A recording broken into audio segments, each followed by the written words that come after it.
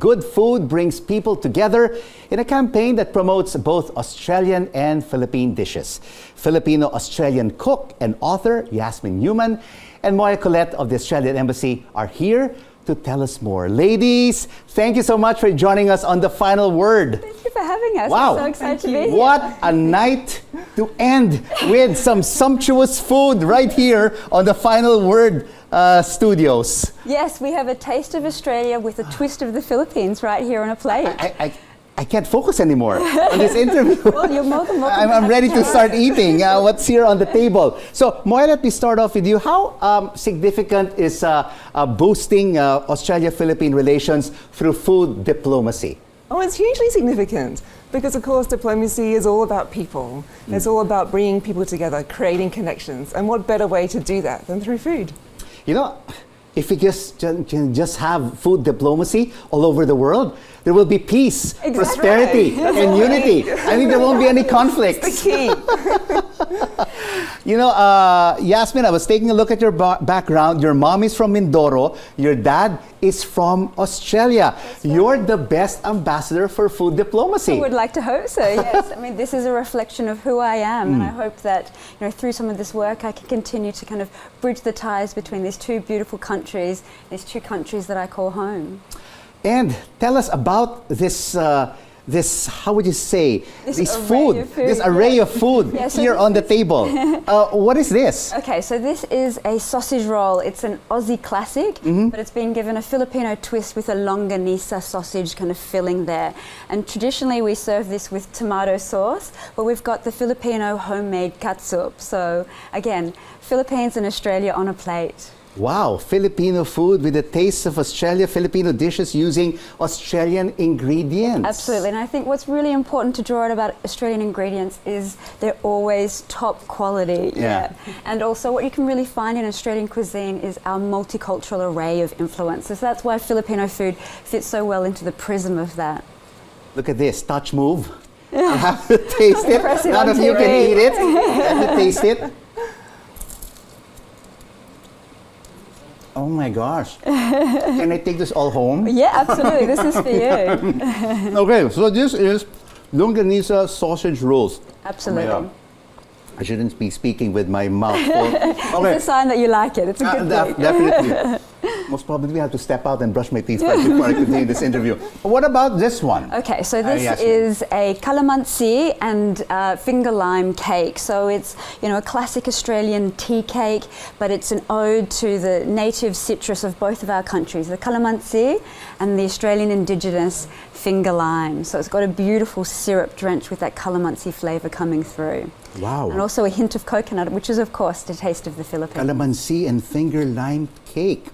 But tell me, Moya, where can we taste all of this? I mean, we have this array of Filipino food with Australian taste and and Australian ingredients, but where can we have it here? Is it only just me who has exclusive access to all of this? We have exclusive access to what Yasmin is doing, but there is so much quality Australian produce in the Philippines. We export so much here, from beef and lamb to grapes and citrus fruits. There really is a lot here, which is being included in Filipino cooking. And it's nothing new for us in Australia. As Yasmin has said, it's such a multicultural country in Australia. We're so used to including the food of the countries of the world in our cooking.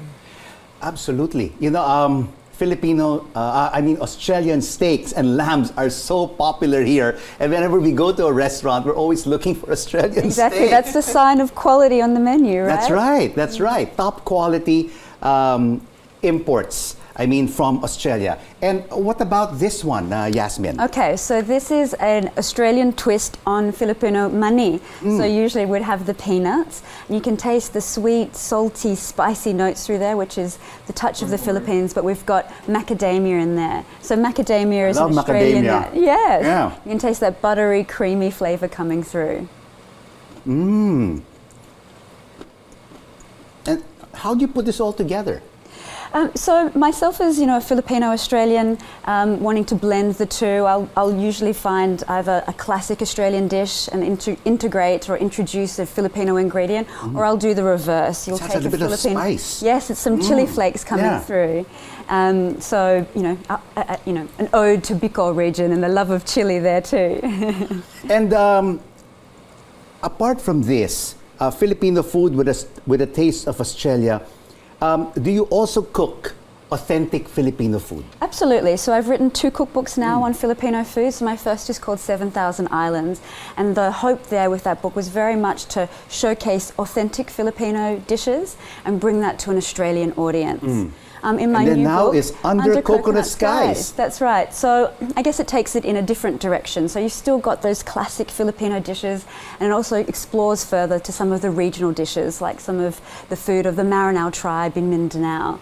At the same time, I guess it's a look at how both young chefs here in the Philippines are experimenting with Filipino flavors and bringing new life or different life to it. And same for, second and first generation migrants like myself in the diaspora, as we're kind of experimenting with Filipino food and giving it our unique lens. So this has, I guess, an Australian touch to it with myself as a Filipino-Australian. I know. And of course, when we talk about diplomacy, Moya, it's a two-way street, right? I mean, we export a lot of Australian steaks, lambs, and ingredients. What about the Philippines exporting our own food to Australia? What are we exporting right now? Well, I understand that the Philippines exports frozen durian at the moment, but I think there's huge potential to export a lot more, particularly mangoes, for example. There's no reason why there shouldn't be more Filipino mangoes in Australia, and it would be fantastic because there's an off-season for Australian mangoes. You can't get them in winter, and if we had Filipino mangoes, that would make such a difference. Durian, mango from the Philippines exported to Australia, but what more can the Philippines export to Australia?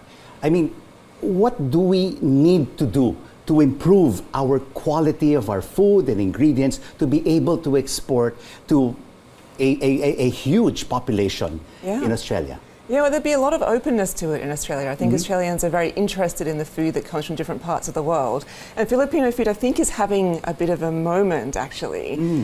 For a long time, you didn't see too many Filipino restaurants, but suddenly they're emerging. Even Jollibee's, I think, has opened in Sydney. Absolutely. We've got our first outpost in Australia, and everyone is very excited, especially the Filipino-Australians. I mean, of course, you have the big cities like Sydney, Melbourne, Perth, Brisbane. Are we now seeing more Filipino restaurants sprouting in these key cities in Australia? Absolutely. As Moya said, 10 years ago, there was only a handful of Filipino restaurants, despite, Filipinos being the 5th largest migrant group in Australia.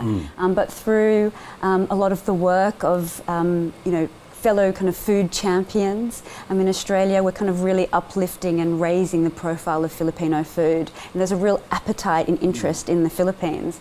So just recently, a restaurant called Sarai in Melbourne won Best New Restaurant of the Year in Victoria. And, Melbourne is the kind of one of the foodie capitals of the country. So that's a huge accolade and really goes some way to show where Filipino food is in the country. We also have a phenomenal Filipino restaurant in Canberra of the capital called Lolo and Lola's, which has a huge following. So it's very exciting. Of course, you have these specialty restaurants, Yasmin, Moya, in some key cities in Australia.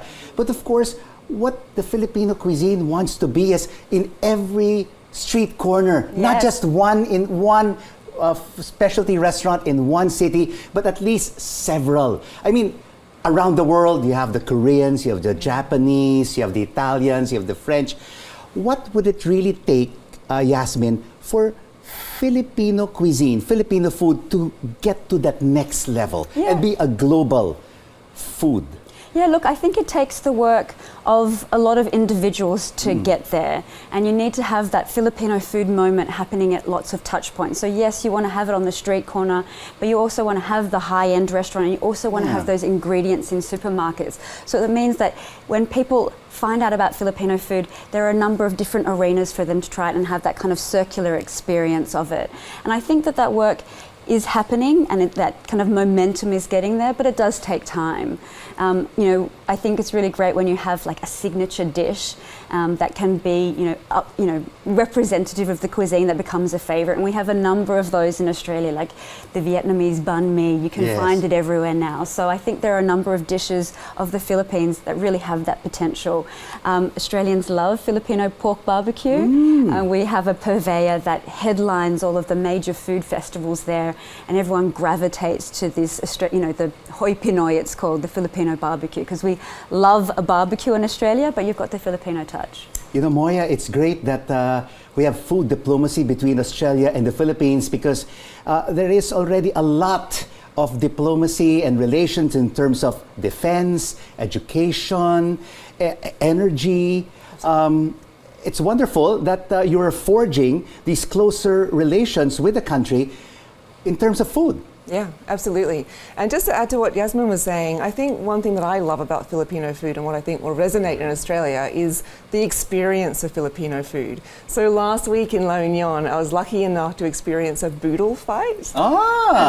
Did you enjoy it? It was fantastic. And did you win or lose? I don't know if there was a winner, but there was rice that had been created in the shape of "G'day, mate," just for me, and then a huge array of beautiful food on the table. And I think those kinds of experiences are what will endear Filipino food to Australians as well. And of course, Yasmin, Filipino food should be beyond the sinigang, right? Yes. The adobo, Yes. the lechon. What is your favorite Filipino dish? My naughty Filipino dish is crispy pata. Oh my gosh, unhealthy, but it's sumptuous, delicious. I also love ensaymada as well, because to me it represents some of the unique flavors of the Philippines, where you have that kind of saltiness and sweetness in a dessert, and that's something that's quite distinctive of Filipino culture and quite different to some of the other cuisines that you can experience. So where can they get this book, Under Coconut Skies, and your first book, 7,000 Islands? Yes. I mean, you'll have to make a third book, because we now have 7,600 islands. Not quite as catchy, but Not quite as catchy. Yes. look, Under Coconut Skies is available from Amazon.com. 7,000 Islands, unfortunately, well, it's a good thing, but it's sold out worldwide. So hopefully there'll be a reprint of that soon. Oh, is this my copy? Yes, signed for you, by Rico, Jasmine yes. Newman. It's my pleasure to gift it to you. Thank you so much, ladies, for joining us on The Final Word and promoting Taste Australia and Filipino food with a taste of Australia. Filipino dishes using Australian ingredients. So wonderful. Congratulations and welcome to the Philippines. Thank you. Thank you.